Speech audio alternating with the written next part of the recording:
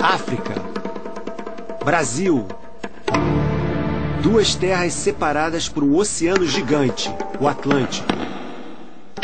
Dois lugares distantes, mas com tanta coisa em comum.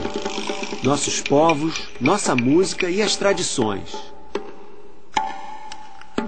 África e Brasil têm ligações profundas, bem mais antigas do que muita gente imagina. Você já notou que, se recortarmos os mapas, África e Brasil se encaixam perfeitamente, como se fossem irmãos separados pelo tempo? Qualquer semelhança não é mera coincidência. A formação do nosso planeta é o tema do capítulo de hoje.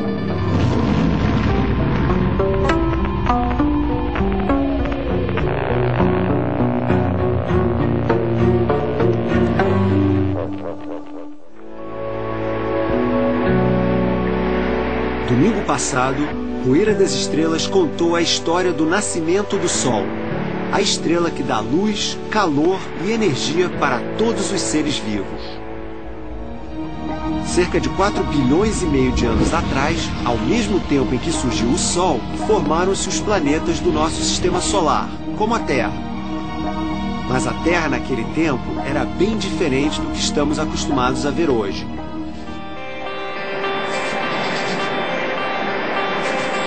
Um planeta azul, 70% coberto de água, 30% de terra firme, distribuída em continentes definidos, e milhões de espécies vivas.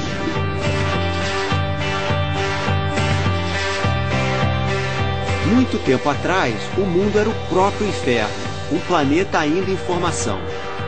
A superfície era toda líquida, não de água, mas de rocha incandescente, e a atmosfera de gases sufocantes. Partes da Terra permanecem desse jeito até hoje.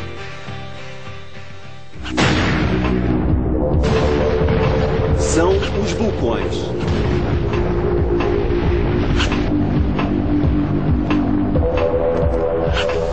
Vulcões ativos nos remetem diretamente à infância da Terra. É como fazer uma viagem ao passado, mais precisamente 4 bilhões e meio de anos atrás, quando a Terra, o Sol e os planetas tinham acabado de nascer.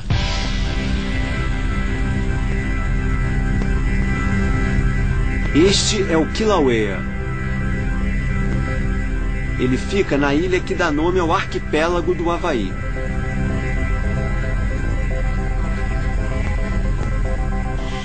Nesta parte da Terra, existem tantos vulcões que a região é chamada de Círculo de Fogo do Pacífico.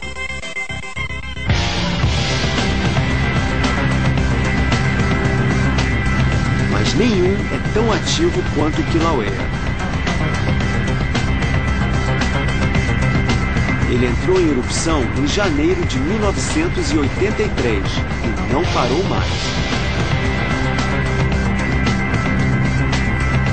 Se pudéssemos viajar no tempo e ver como era a Terra no começo, as imagens não seriam muito diferentes dessas, que mostram os períodos de atividade mais intensa do Kilauea. No início era o caos. A Terra era uma bola incandescente de rochas e metais líquidos. A atmosfera, uma massa de metais e gases ultraaquecidos. É como se nós mergulhássemos dentro da cratera de um vulcão. Durante os primeiros 700 milhões de anos, a Terra era assim, como um vulcão gigante. A especialidade de um vulcão é cuspir lava. A lava é pedra líquida. Ela é ejetada das profundezas da Terra, mais ou menos 100 quilômetros de profundidade. Isso não é nada comparado com o centro da Terra, que fica a 6.500 quilômetros de profundidade.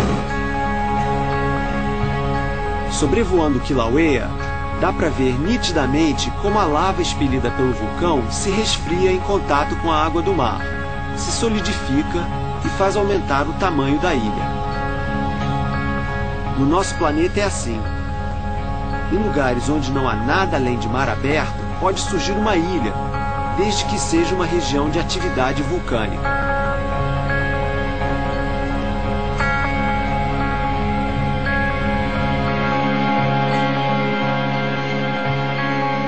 Aos poucos a lava se resfria e fica sólida.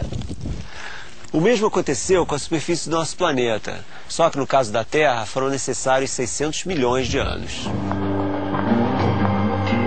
Quando a temperatura baixou o suficiente, o vapor que circulava pela atmosfera se condensou e virou água líquida.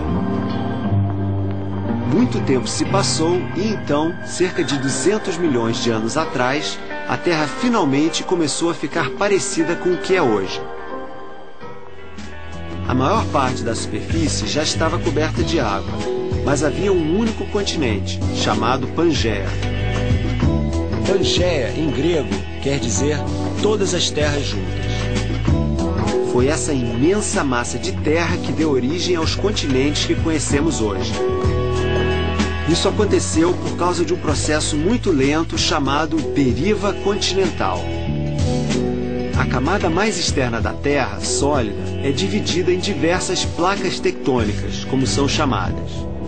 Essas placas flutuam sobre o interior da Terra, que ainda contém rocha líquida.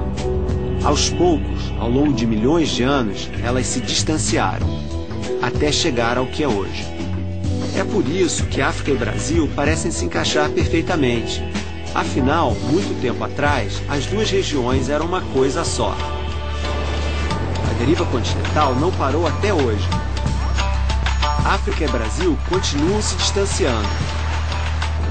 A cada ano se separam mais alguns centímetros, mais ou menos na mesma velocidade com que as unhas crescem.